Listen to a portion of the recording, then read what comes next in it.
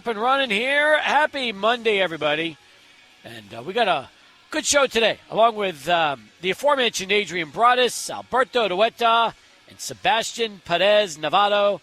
We come your way live today from our home. It's Border City Alehouse, 1506 Lee Trevino, the home of Monday Night Football. And not just one, but how about two Monday night games for you tonight? That's right. We're bringing you a pair of Monday night games, and it's a little different format tonight because in the past we've had a 5:15 game and then a 6 o'clock game. Not the case. In fact, tonight we're going to start normal time, 6:15, with our main game, Ravens and Bucks. We'll have it for you.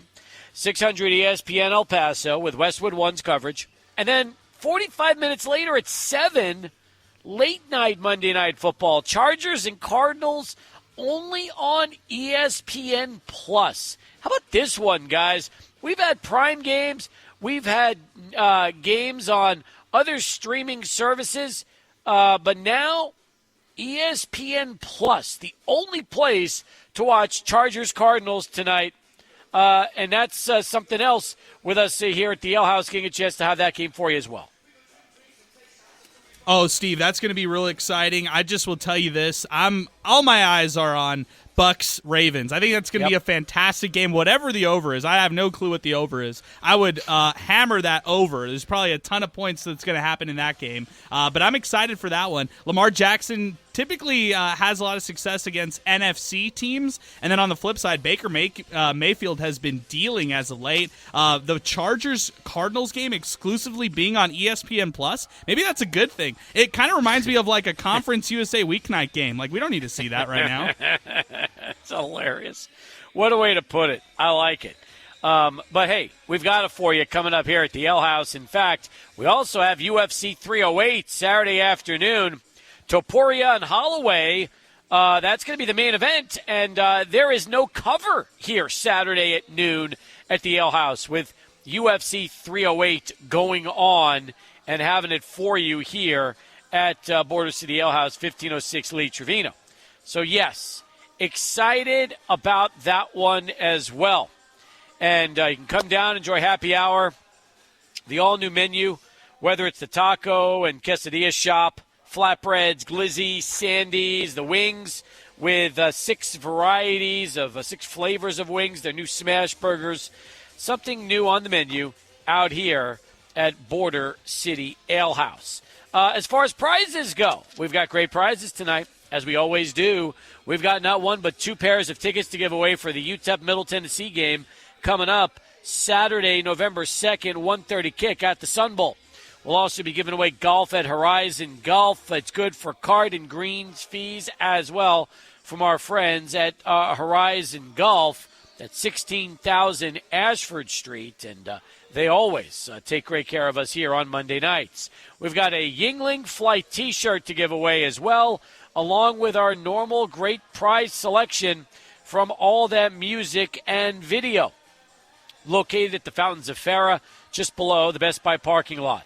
We've got a pair of Ravens Pop Funkos tonight with a classic Ray Lewis Funko to go along with a Lamar Jackson Funko. So you've got a chance to win not one but 2 Pop Funkos tonight. We've got also the keychain bottle openers for the Cards and the Chargers. And as far as our DVDs go, we've got the history of the Chargers on DVD. We've got the Tampa Bay Bucks Super Bowl Champions Blu-ray. We also have a Super Bowl video for the Bucks from 2002 and the 2008 NFC Champions Arizona Cardinals DVD.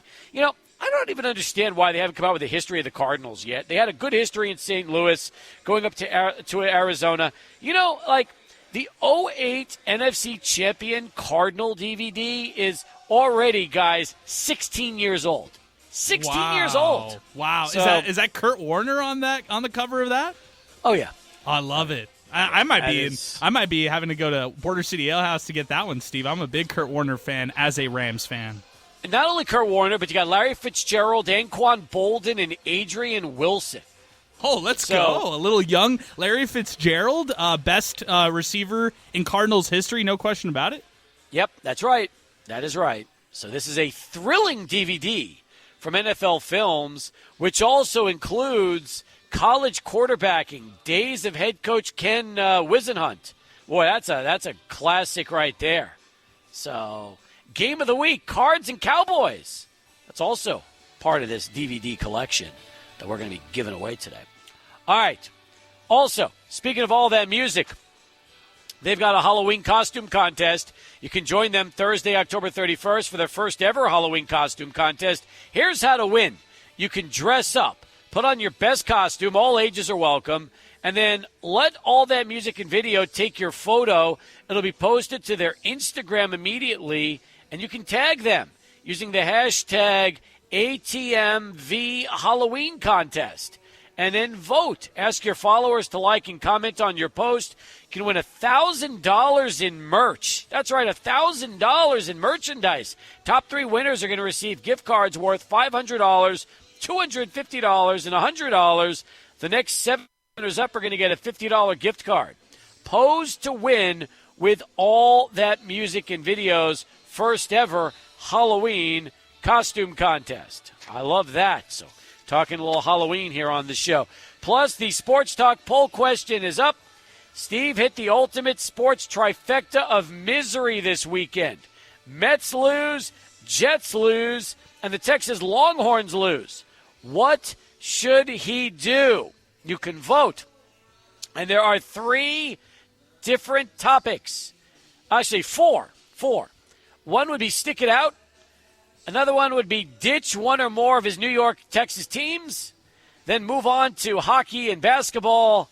And finally, see a sports therapist. You have 23 hours left to vote.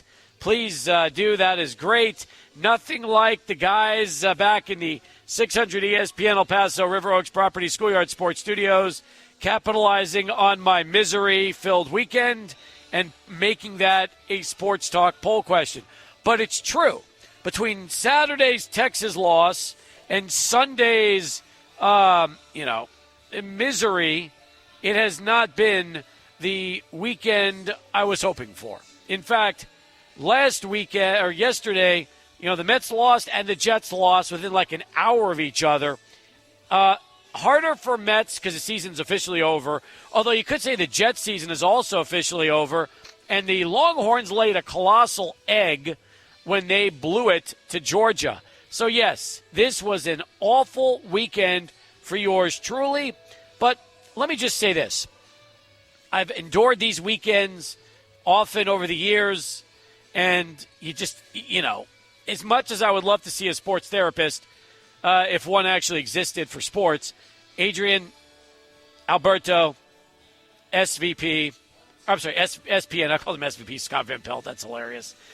Sebastian Perez Nevado, SPN. Look, you gotta just, keep going. It's the only thing you can do as a sports fan. You can't give up on your teams.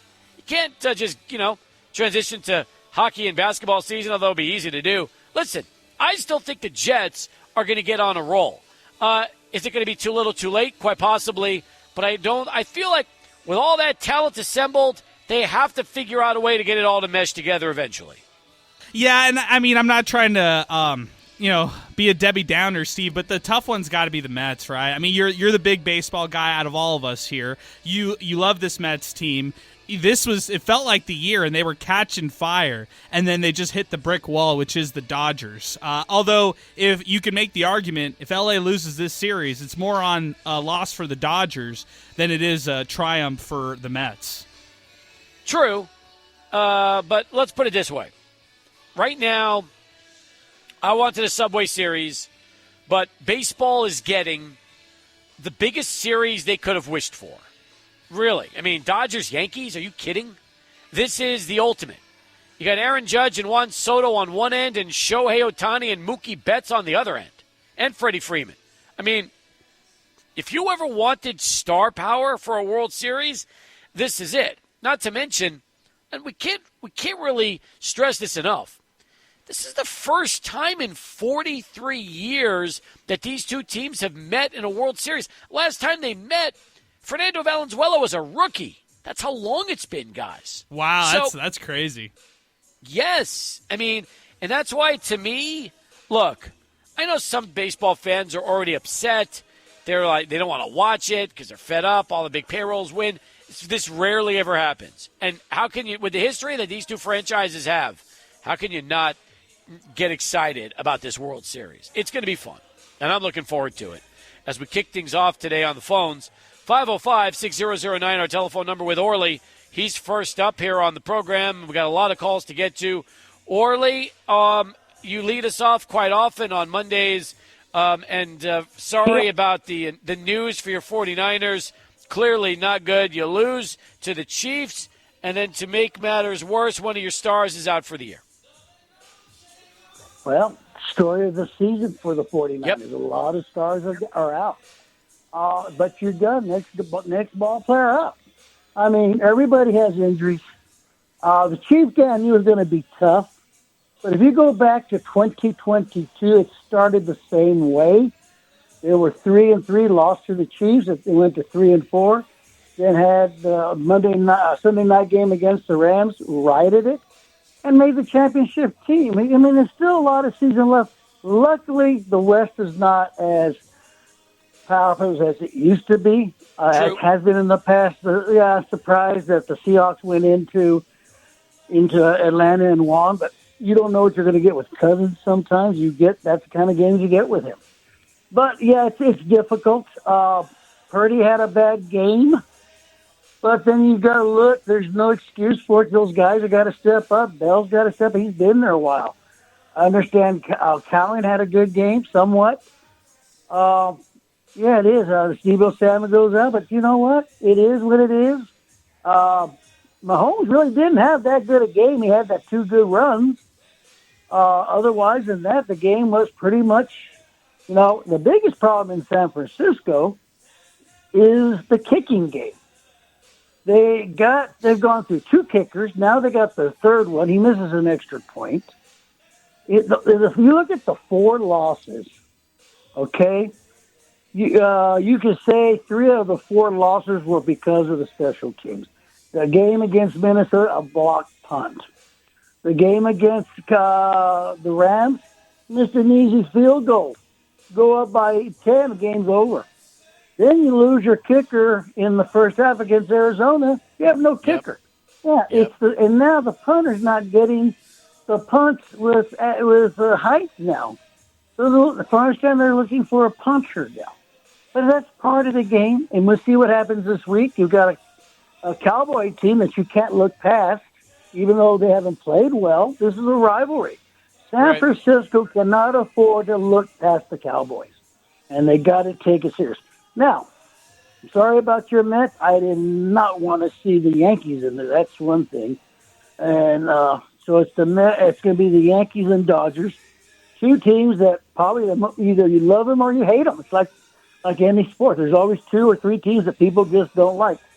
And both teams, I don't know. I'm a National League fan, so I guess, I don't know. It's hard to cheer for the Dodgers when you're a Giants fan. And as far as your Longhorns, you saw that coming, Steve.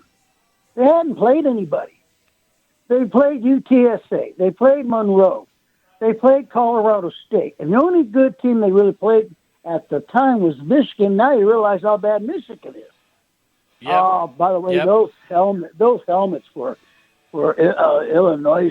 Did you see that? That looked great. What a great helmet design. It looks awesome. Like a leather helmet. That was awesome. I agree. I think you mean the Longhorn fan? Yeah, they got a good team, but they didn't play anybody. They finally played a powerhouse in the SEC and got shoved. And you know what? You look at their schedule, they really don't have anybody else on the schedule. That's From the Southeast Conference, that's a powerhouse. Maybe Vanderbilt could be a surprise, but I doubt it. Florida, forget that. Gator Richard, his team's about hanging it up. Really they don't play the Tennessees. They don't play the LSUs.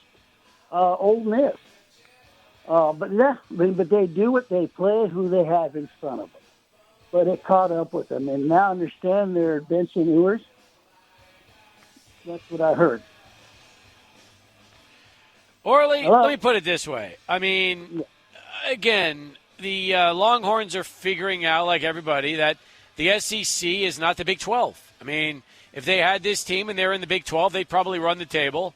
But the SEC is a much better league. And this is, you find it out firsthand. Oh, no. They're finding out. You're right. You stepped up a level.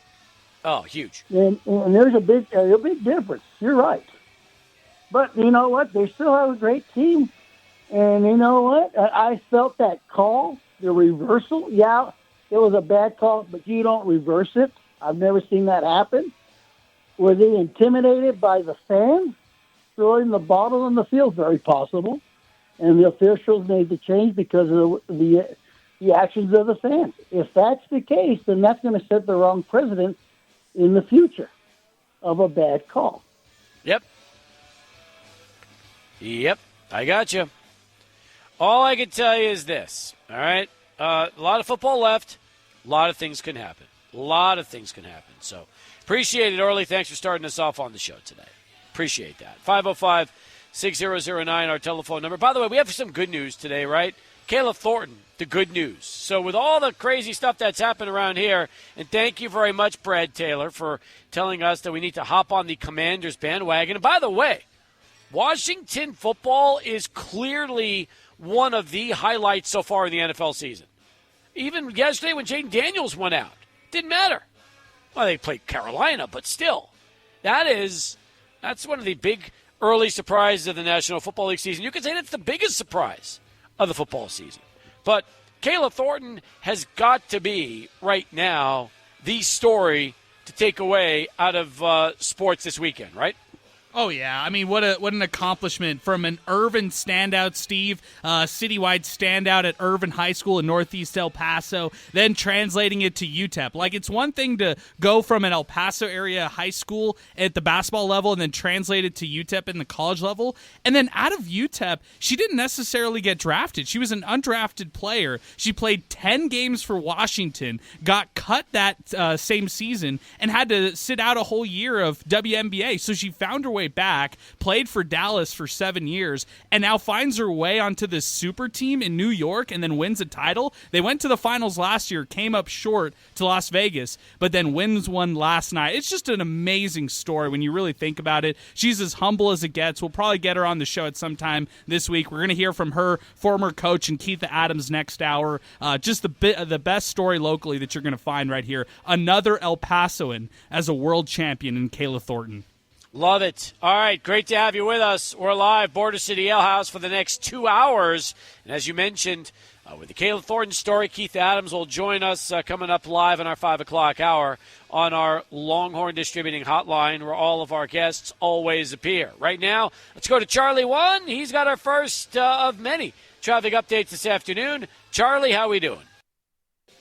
Back here on Sports Talk as we continue. You know, Underdog is the place to play if you're a sports fan looking to win money while watching sports. In fact, with their Pick'em game, you could win up to 1,000 times your money just by choosing higher or lower on player stats, like for the NFL tonight, passing yards, interceptions, touchdowns, and much more.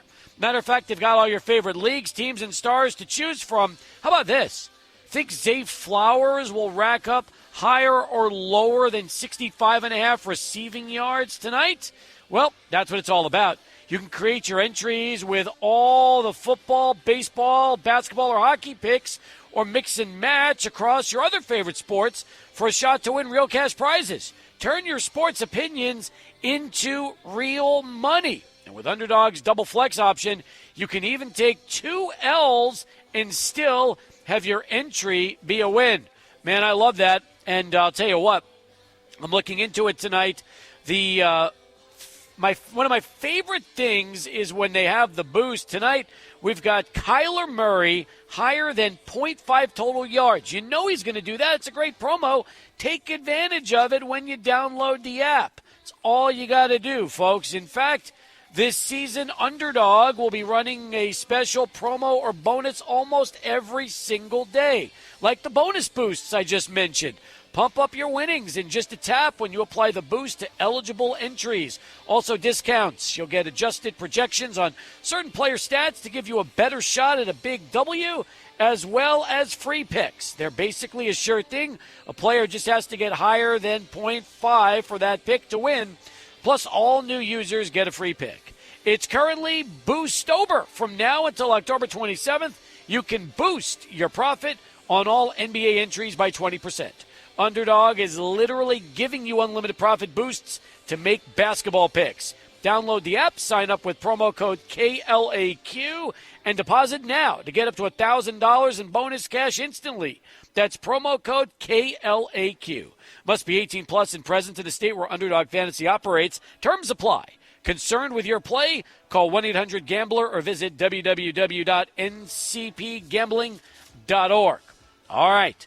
We continue here on the show. Let's talk about the Kayla Thornton win. Before in the Liberty were down a basket, and it looked like no foul. In fact, the Lynx were so upset after the game, their head coach called it BS and said it was garbage that the game even went to overtime to give New York a chance to win it. But that's what ended up happening.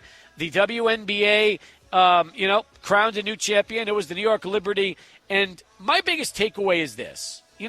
Unless it's a blatant foul at the end of the game, it is so difficult to have a whistle help determine the outcome of a deciding championship game.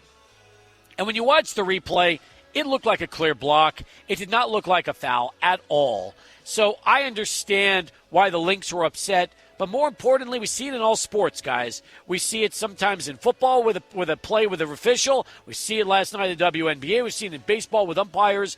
Don't allow the officials to help determine the outcome of the game.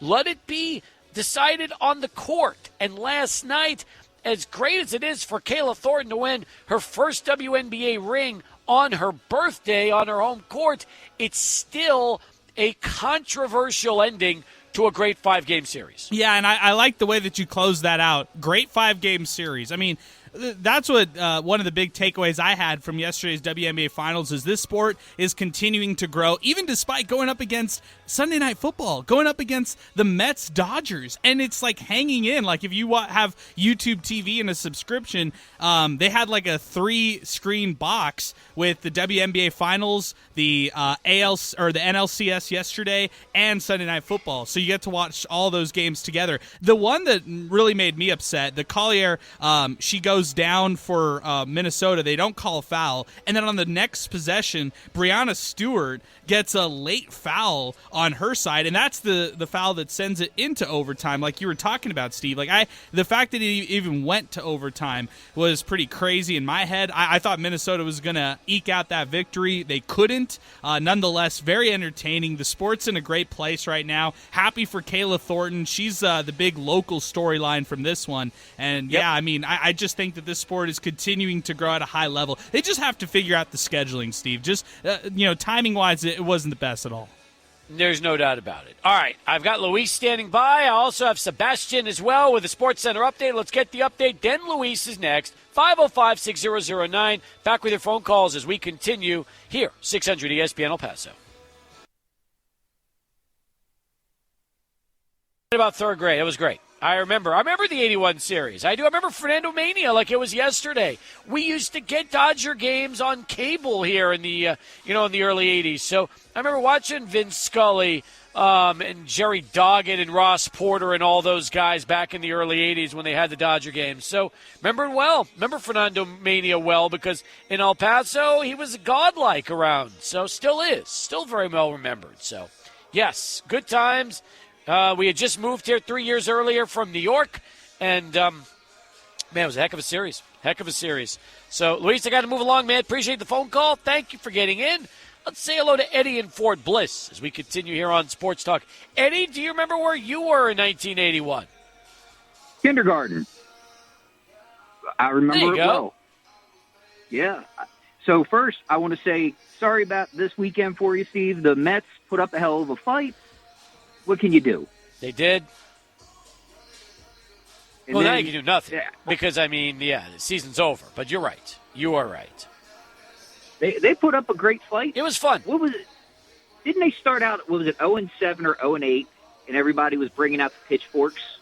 Yes. And that's to right. go from that is 0 right. The Mets 0-7, 0-8 to where they were at right now, amazing. Yeah, you can't knock a good season. Not complaining. It was a great season. It was a great season. You're 100% right. 100% right. You know? And then, Orly, yep. you want to tell him, my condolences on the 49ers. Did you see the IU injury? I seen that. I didn't see it in real time. I saw it this morning on NFL Live, and my God, that was an ugly injury. I don't think that joint is supposed to bend in that direction. But no, it's it was rough. It was rough. No doubt about it. Yeah. You got 3 points tonight. Ravens by 3. Who you taking? I'll take Ravens. I'll take the Ravens. Okay. You think the over-under I feel pretty good about them right now. Yeah, I'd probably go higher. I feel like just go higher than that. But yeah, I feel like everybody believes that the Ravens are kind of back on track after the beginning of the season. They've got that thing. They've got that thing where they want to make it. It's gonna be a good series. Talk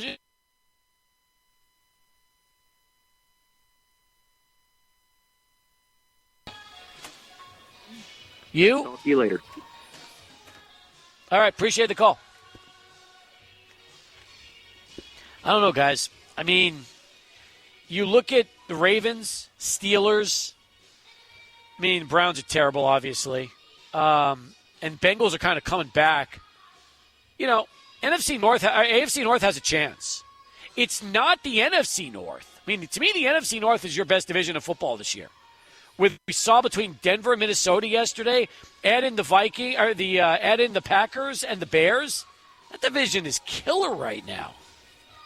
Could all four make it to the playoffs? Maybe. It's not crazy to think that, right? Like Caleb Williams, I know it's obviously a rookie quarterback. You're trying to bet on him, but I feel pretty good about the Vikings, Lions, and Packers up to this point. Yep, I do too. All right.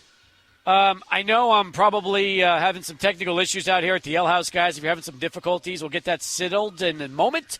But as we continue right now, 20 in front of 5 here on Sports Talk, 505-6009. That is our telephone number. More in a moment as we continue. 600 ESPN El Paso.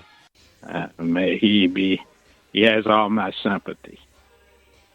You knew that. I'm happy you brought that up because Nolan Richardson, about as great a family man as you'll ever hear, and Rosario Rose Richardson has passed away.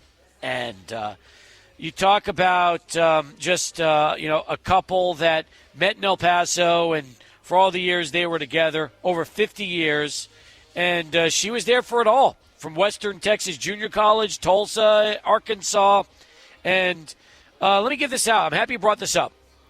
The visitation for Rose will be held tomorrow, and that's going to be 5 to 7 at St. Raphael Catholic Church, 2301 Zanzibar Road. The rosary is going to be at 7 tomorrow, and then the Mass will be 11 a.m. Wednesday, also at St. Raphael Catholic Church, with a burial to follow at Evergreen Cemetery on Alameda. So the family requests that instead of flowers, memorial contributions be made to the Yvonne Richardson Memorial Foundation.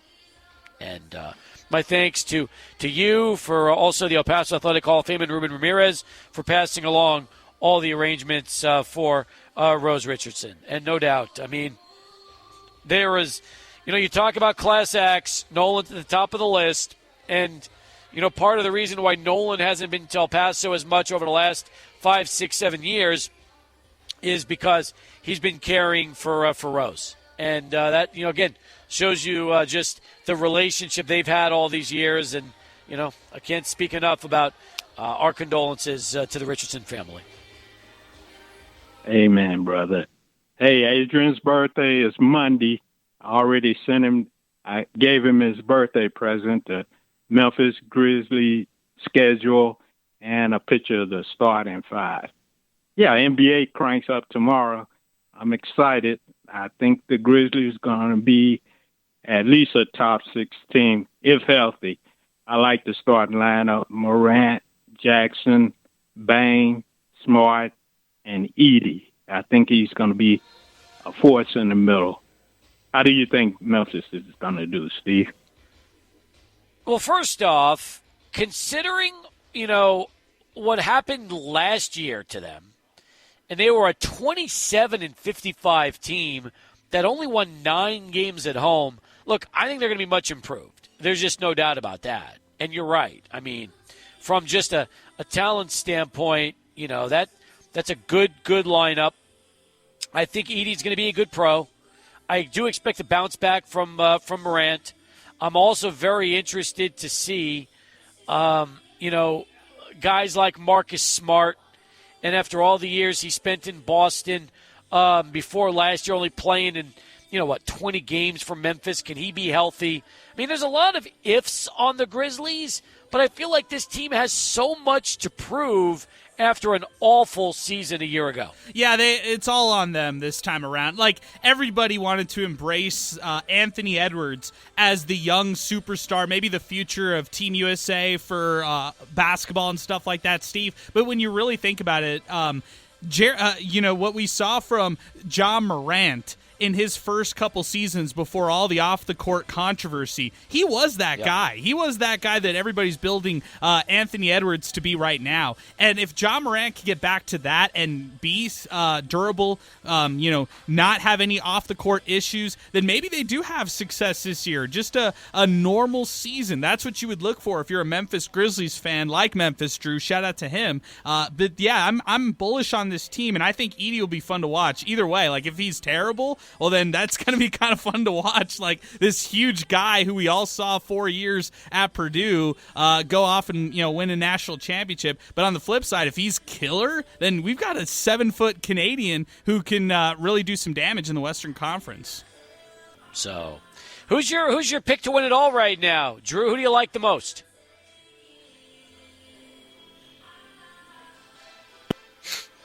I heard guys on the TV, they like Oklahoma City and the Celtics. We'll see. Hey, and I'll get off with this. Memphis Tiger football is already bowl eligible for the 11th year in a row, while some of these teams took out of American Athletic Conference like Houston and those other guys. Now look how things have landed for them. That's true. Appreciate you, Drew. Thanks for the phone call. Thanks for getting in. And as we wind up hour 1 here on the program, I saw this story also. This is crazy too.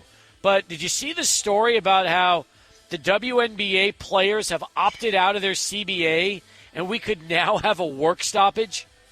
Yes, I did. And I think this is positive. I think most of the people around this story, Steve, I got to dive into this one a little bit more, but I think this is a positive thing for the WNBA and their players. I think they had great ratings, and this is so they can get more, better pay, renegotiate some of the things that have still been kind of harping on, WNBA. But since there's more popularity in the sport, maybe you get a chance to pay the players a little bit more and have them receive a bit of more revenue in the share that they have with the front offices.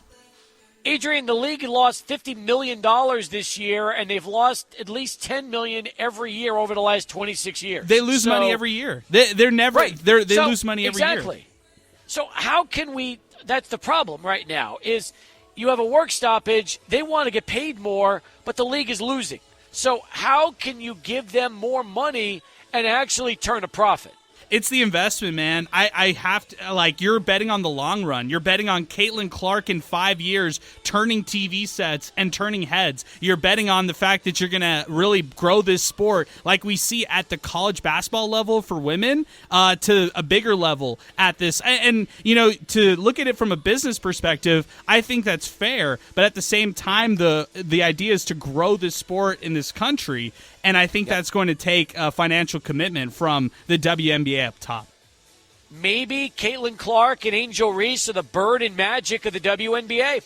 It could be, man. Higher TV ratings, attendance figures that continue to go up, franchise values that continue to go up. This might be time for the league, the owners, the players to renegotiate all these rights. All right. We're one down. We got about an hour and 20 to go. Coming your way live. It's Border City Alehouse, 1506 Lee Trevino with Sports Talk and 600 ESPN El Paso. Here's Steve Kaplowitz and Adrian Broadus. Add to that list Alberto Dueta, Sebastian Perez Navarro, and we bring you Sports Talk live on a Monday, coming your way here at Border City Alehouse, 1506 Lee Trevino. They got an all-new menu, folks, to check out, featuring new additions. And for those of you that have eaten here a lot, you know tater tots are on the menu. You know buffalo chicken fries are now on the menu, which are exciting new items, along with the pretzel bites.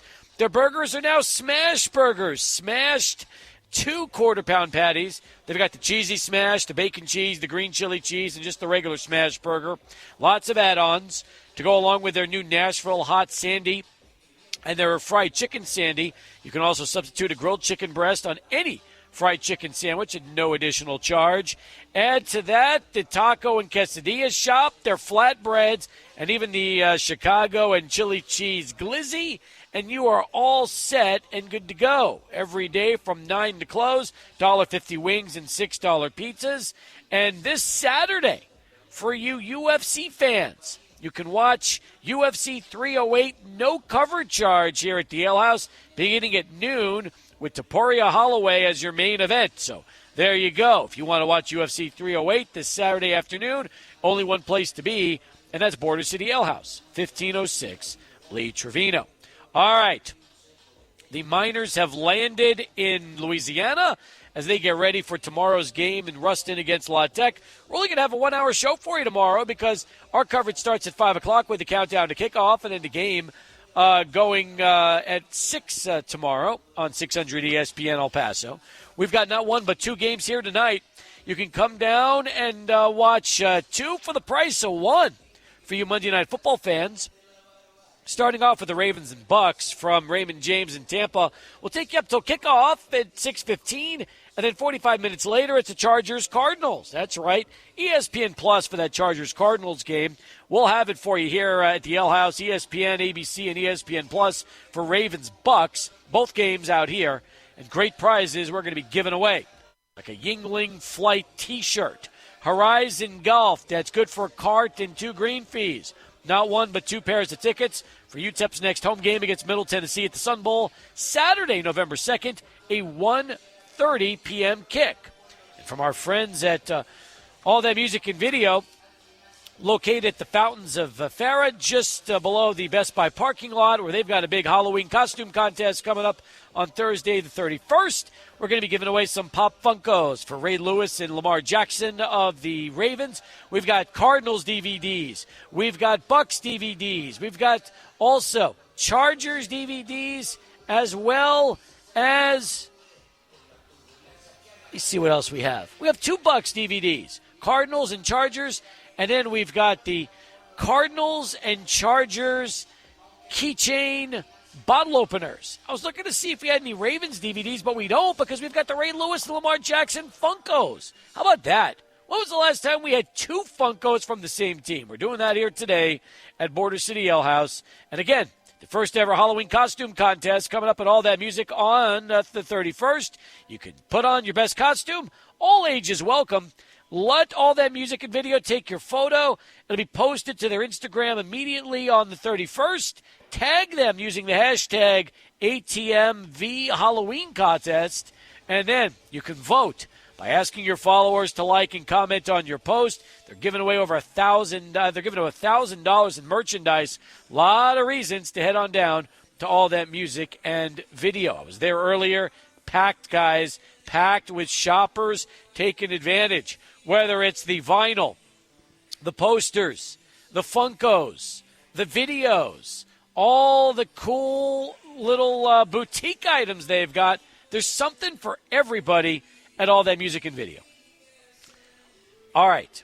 Now, let's get started on the big storylines that we're covering here today with Keitha Adams joining us a little more than 10 minutes from now to talk about one of her former players, Kayla Thornton, winning a ring, a WNBA ring. Back to the story about the WNBA players opting out of the CBA and facing a potential work stoppage. Adrian, I know you said it could be good for the future of the league and for the players to get what they deserve. Let me throw something at you, though. Forget the fact they're losing money.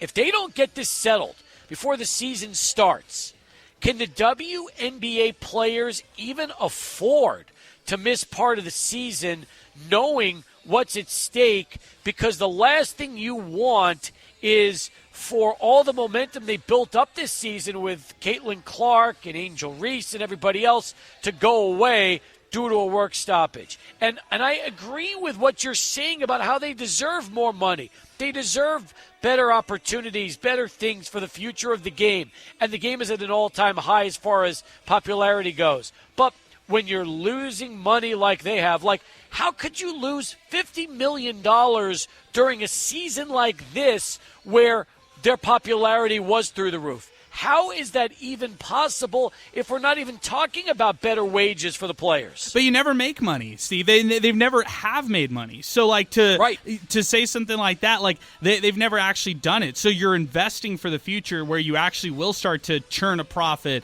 and start to make some of these money. And again, this is on the owners, right? Like, they're putting their money to some of these, organizations and franchises. I don't think it's going to get to that. A stalemate is what you're kind of alluding to. I don't think it's going to get to that. I think this was expected. The new TV deal that the WNBA signed, I believe it was in July. It was a huge dollar amount.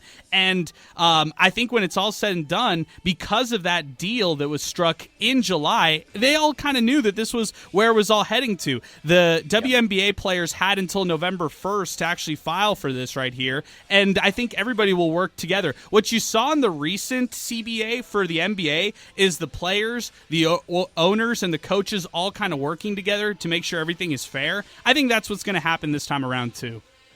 And I did see that they will be playing next season. So apparently the current deal will be in effect until next October 31st.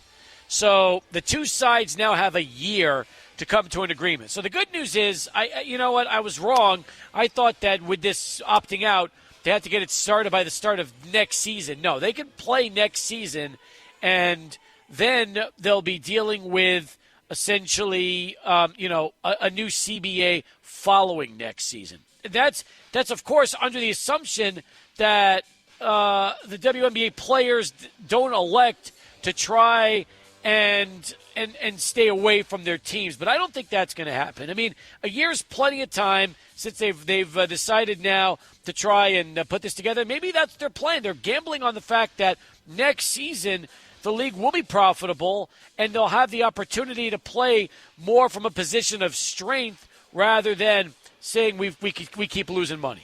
Right, and I think that TV deal will help out with that kind of stuff. So if you're able to have more accessibility, more eyes on these games, I think that'll help with that kind of stuff. Now, the next problem to solve is the scheduling. The fact that you're having WNBA finals the same time as the NLCS, the same time as Sunday Night Football, those aren't good things. Do this in a month where everybody's kind of starving for sports, or maybe right before the football season really takes swing. So maybe finish up the season early September, late August, instead of where it ends right here, late October. That's true. All right, so we could talk WNBA. We will with Keitha Adams coming up next. We talked also Dodgers-Yankees World Series. First time in 43 years that is happening. Yeah, it's a win for baseball. There's no doubt about it. I also feel like this will be the most watched World Series ever. Don't you? I mean, you got to feel like that, because if you look at the all-time viewership records, okay, the all-time World Series high was 1978, okay? 1978, which was Yankees-Dodgers, 44.279 million tuned in. Now, behind that was the 81 World Series with 41 million, and in 1977, $37 million. So those are the all-time highs. Now, check this out. Since 1999, the largest audience ever for a World Series, 24.5 million, and that was in 2001 for the 7-game classic between the Yankees and the Diamondbacks. So my question is, do you think this will probably shatter the most ratings in the last 25 years? I think so, but I just don't think it's going to get to where it was in 1978 when 44 million people tuned in to watch the Yankees and Dodgers. Yeah, I feel like the star power is at a high, though. This could be something, I don't want to say save baseball. I mean, we're in a world right now, Steve, where sports, especially the popular ones here in America, they don't need saving. They're going to be continued because of all the sponsors and all the TV deals that are going on right now, which are astronomical. But it could give baseball a bit of an identity with all the stars that are coming into this World Series. You've got Aaron Judge, Stanton, Soto on one side, and everybody else on the Yankees that I'm forgetting. But on the other side with the Dodgers, you have maybe the face of baseball in Shohei Ohtani. You have Mookie Betts, who's been there before and an all-around superstar. So you have the star power across the board for both these teams. And then the fact that the Yankees haven't won a World Series in 15 years, you kidding me? The chance to do it against the Dodgers, that just adds a little bit more sizzle to all the storylines going into Friday. I want to hear from guys like Alberto and Sebastian, who were, and I know, Adrian, you put it in perspective because you weren't around either. No, I mean, I'm the only one in this group that was around in 81, and I was a kid when the Yankees and Dodgers played. I was still in grade school, okay? So, guys, for you that have never really experienced Yankees-Dodgers in a World Series before, how excited are you both?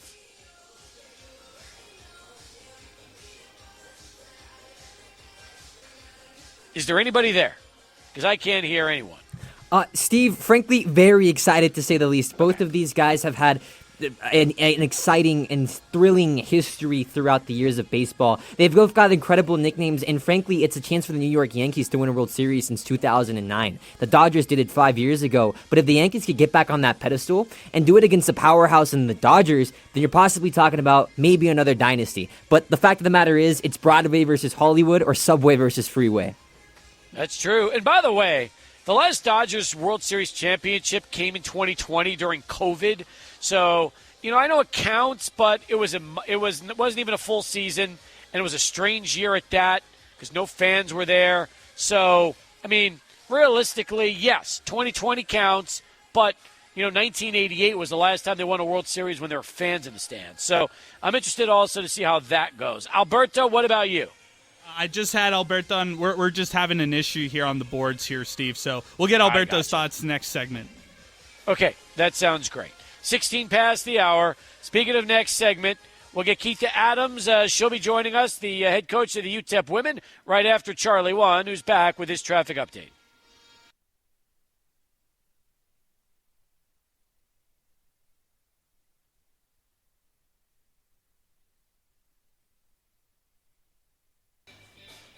Back here on Sports Talk as we continue. One of the big stories this weekend everybody's talking about right now, and that is the championship win for former Miner Kayla Thornton, joining a select few of former UTEP Miners. When you talk about that list, Greg Foster is on that list, Nate Tiny Archibald, and, of course, Jim Bad News Barnes. Now, Kayla can add herself to the list as a WNBA champ after doing it on her birthday last night. What an experience for her and around her family. And with that, her former head coach, Keitha Adams, joins us live on our 600 ESPN El Paso Longhorn Distributing Hotline, where all of our guests always appear. Well, first off, Coach, it is always great to have you on the program, and I'm sure you, like everybody in town, was watching that game last night, and what a classic before the Liberty were able to pull it off. Oh, I tell you, Steve, now I understand what fans go through being nervous and nail-biting. It's different when you coach and you're in the game than when you're watching it, but it has been an amazing summer. It's been so much fun. I've had a chance to go up and watch Kayla play a couple times this summer in New York, and the season for the WNBA. It's the greatest summer season that the league has had. The sellouts, it's been phenomenal, and I'm just it's just a storybook telling. I mean, it's Kayla's birthday, and she's been wanting to win a WNBA championship. Last year they came up short, and this was an unfinished business goal of theirs, and for her to have this happen on her birthday was just magical. It was a magical day. It was so much fun. Happy for her. Not to mention, when you look at her career evolution and you see where the journey has taken her since she finished up at UTEP, first in Europe, then with the Dallas, the Dallas Wings, and then New York, from a starter to a sixth player off the bench, basically a glue guy. Or a glue gal, I should say, for the New York Liberty these last couple of seasons. It really is interesting to me to just see how she has evolved as a veteran player in this league. It really is. I mean, it's a testament. I mean, her hard work has gotten her where she's at, but she's really a pro, and I think. One of the home games that we were at, she started and she was player of the game. And, then she's had some games where she didn't play much. And then there's games that she has, like, I think for her, she's mentally just been so mentally focused and strong. And her and I had a conversation about just staying ready. And that's probably a hard thing sometimes for a player to do, because one night where you're at might be this, and then the next night it might be different.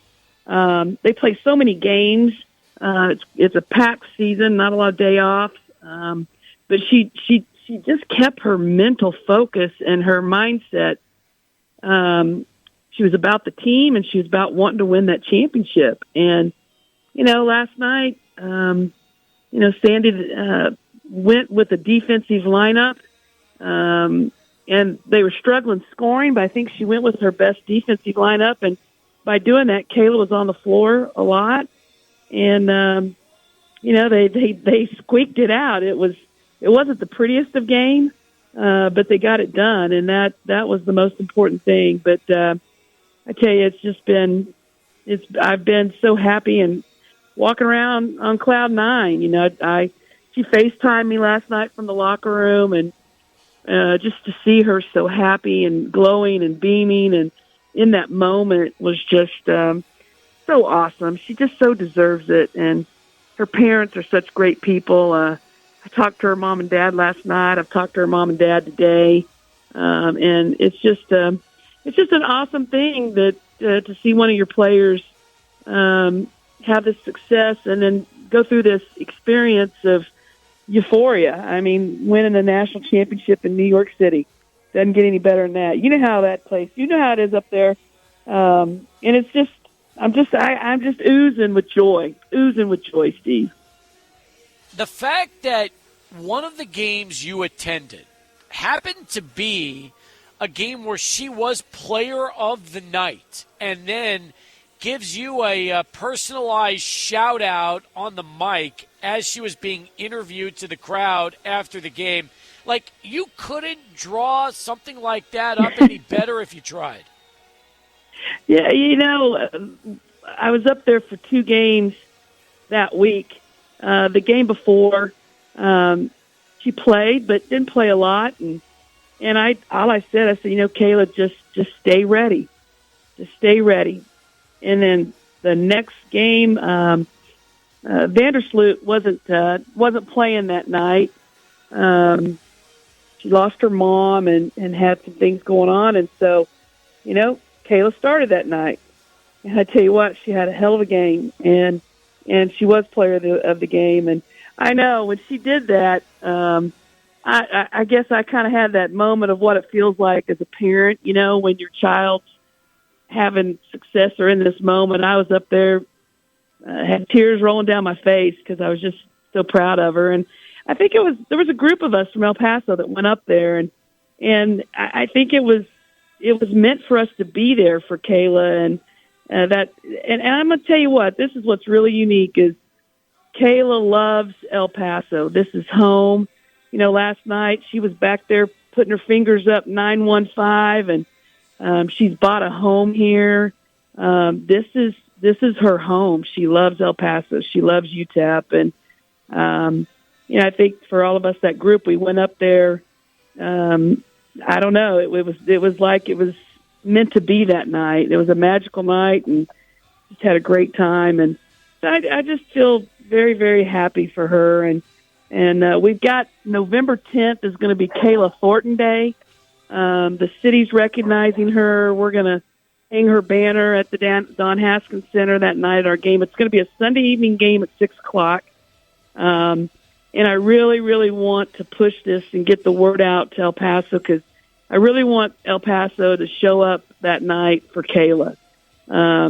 This girl loves this city. This is her home, and boy, she's represented us. And I want for her to feel that love back because she's just made us all so proud. And it's just a great feeling when you see one of yours, our girl, our El Paso girl, our UTEP girl, in that big moment like that. There's nothing greater in sports than seeing that. Keith Adams with us here on Sports Talk as we continue. I'm curious, was the Kayla Thornton celebration and Kayla Thornton Day, this had to be planned weeks and weeks back. So the fact that you're able to announce it the day after she wins the ring in that 5-game classic series against the Lynx, you just you couldn't, again, as I've said earlier, with you being there a few months back, you just couldn't have scripted all this any better, could you? I know. I think it's definitely one of those things where it was meant to be. One of the things about Kayla, she's always been very, very strong in her faith and gives God credit, always putting her faith in him.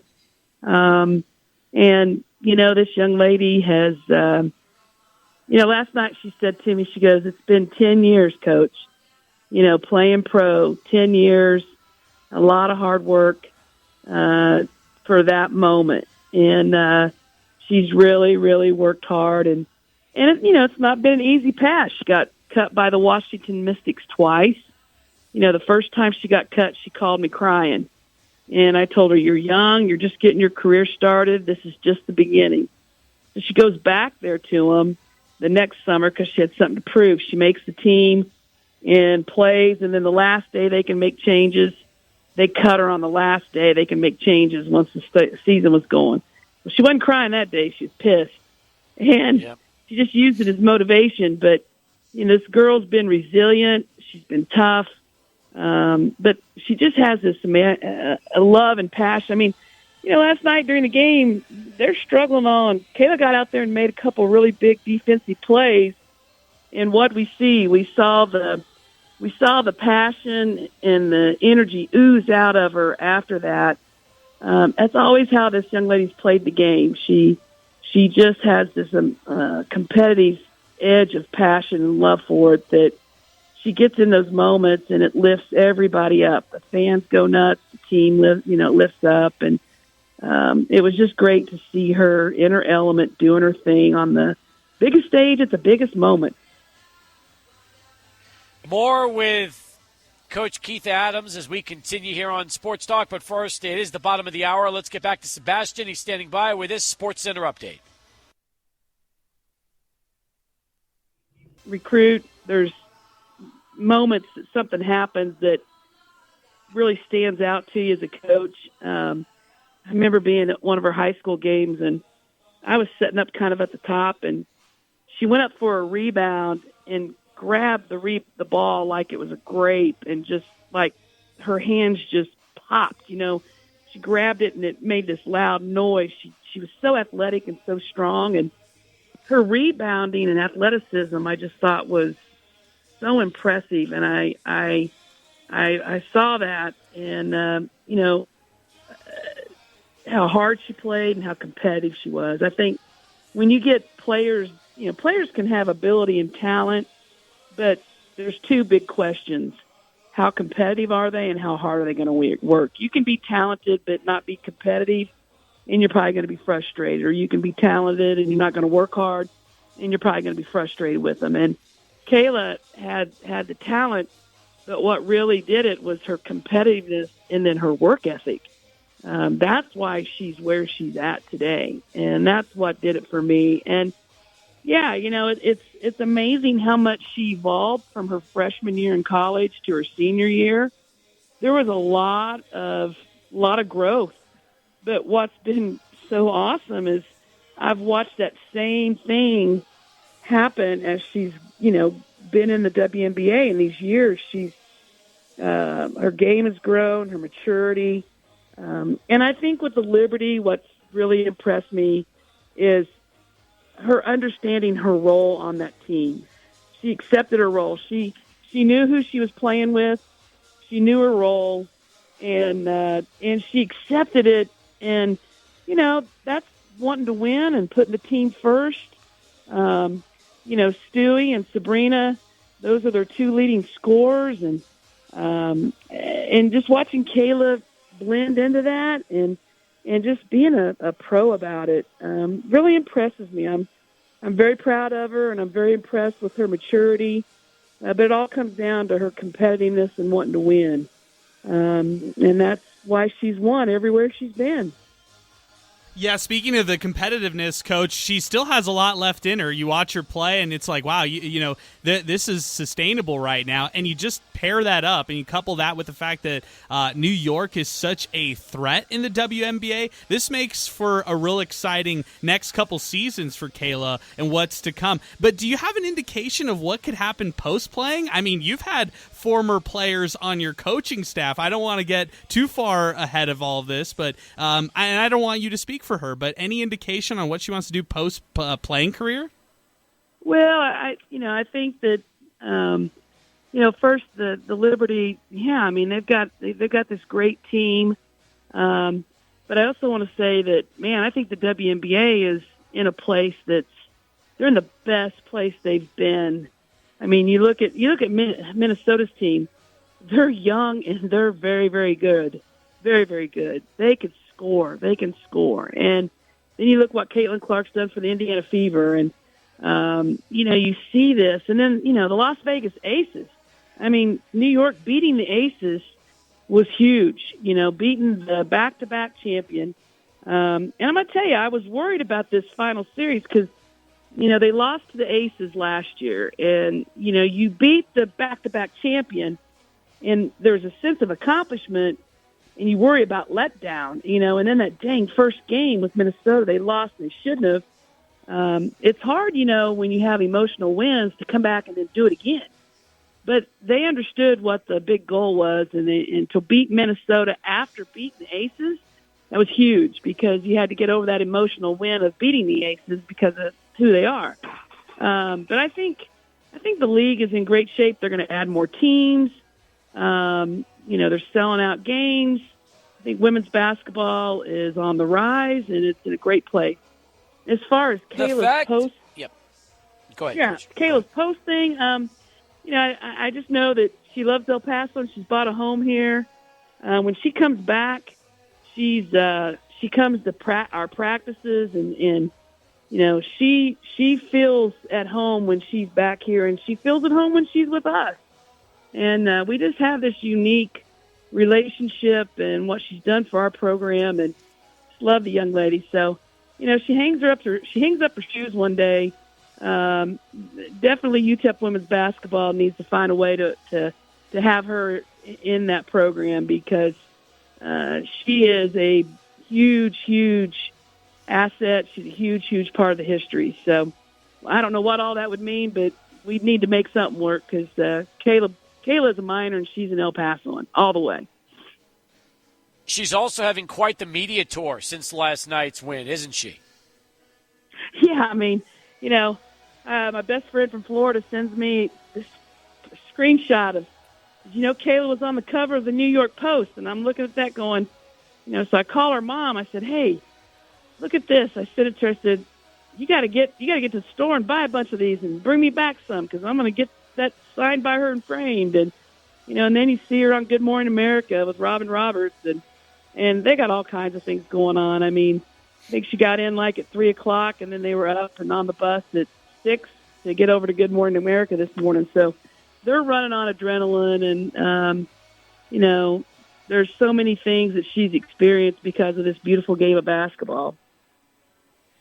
So true. And by the way, I should mention this too, Coach. There was controversy at the end of the game with the Breonna Stewart foul towards the end with 5 seconds left from Alana Smith, and that sent it into overtime. Maybe that makes this even more interesting because of the fact that there was the call made at the end and it sent it to OT. And, it's one of those games where sometimes you do have a little controversy surrounding it. And Cheryl Reeve, the head coach of Minnesota, was upset afterwards. And it just means that this rivalry might get a little more interesting starting next year. Definitely. I mean, I think that controversy and when things get heated, it draws people's interest. And, I think Angel Reese and Caitlin Clark, there's been so much back and forth about those two players, two rookies in the league, that sometimes you don't always like some of the things that's being out there, especially when people try to put race in it. And but at the same time, all this interest and controversy, and when things get heated, people get drawn into it. So in a strange way, there's the game and what's happening in the league. It's really great for it. But Angel Reese and Caitlin Clark, they're so good with each other, and it was fun watching them play, the Olympic team and them being on the same team together. And even though other people want to try to make an issue there, they don't have an issue with each other, but yet it draws interest. So last night's controversy and questionable call, and Coach Reeves feeling the way she is and her statements today, that's just teeing it up for an exciting next year, no question. No doubt. Last question before we let you go, and that is Kayla's celebration Sunday, November 10th at 6 p.m. when you take on Morehead State. It'll be Kayla Thornton Day in the Sun City. Her jersey's going to hang to the rafters at that game. The mayor's going to be in attendance, so it's going to be a great night for her after the win. But we got to ask you, how's the team looking since you're going to have the opportunity to have them on the floor early in the season? Give me a little early preseason outlook about what to expect. Yeah, thanks for asking it. We're working extremely hard. Kids are getting after it. I've been really pushing this team and challenging them. We had a close scrimmage that saw some really positive things. Obviously saw some things we got to get better at. We've got one more close scrimmage. And then we're going to be set to play November 4th. But, I like how we shoot it. I think there's some things that we do that is exciting. We're young. We're green behind the ears. So I think we're going to have some learning. No doubt we'll be on a learning curve, but we're getting after it, and we're going to play hard. And I think fans are going to have fun getting to know this team. We've got so many new faces, and so it's exciting. And thanks for having me on. Listen, I could be on your show for 2 hours and talk about Kayla. It's oozing out of me so much that this was easy. And I appreciate you having me on. And I really want people in El Paso to mark their calendar, November 10th, Sunday evening. We've all got to be there to show Kayla how much we love her back, because she loves this city and she loves us. She loves UTEP. She loves this is home. So her home needs to come through that Sunday night, and I'm gonna be out and about trying to really get the word out. If you can help me on that, Steve, I'd appreciate it. And El Pasoans, mark your calendar, Sunday evening. Let's show up, show out for Kayla. Good job, Coach. Always good to have you on the show, and thanks for coming on, and thanks for dropping the secret scrimmage on the air in the last 30 seconds of the interview. Very nicely done there, Coach. Good stuff. You got it. Take care. All right, she's Keitha Adams as we continue here on Sports Talk. We'll take a timeout, come back. We got 30 minutes left, so come down and see us. 1506 Lee Trevino, it's Border City Alehouse and 600 ESPN El Paso.